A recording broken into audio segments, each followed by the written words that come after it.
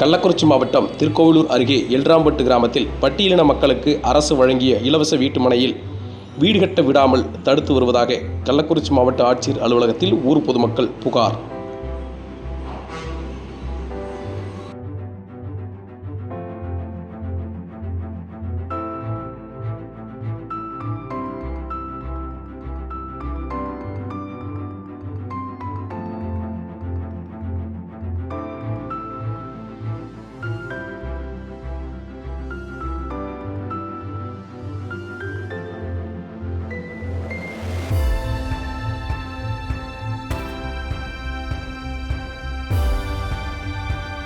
மாவட்டம் திருக்கோவிலூருக்கு உட்பட்ட கிராமம் எல்ராம்பட்டு கிராமத்தில் ஆதிதிராவிடர் அரசாங்கத்தால் 100க்கு மேற்பட்ட பட்டாக்கள் வழங்கப்பட்டது.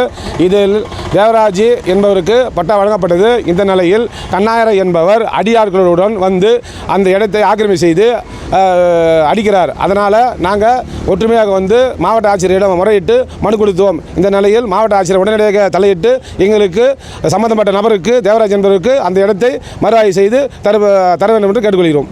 கலெக்டர் சார் கொஞ்சம் உதவி பண்ணி எங்களுக்கு வீடு கட்ட விடுவோம்.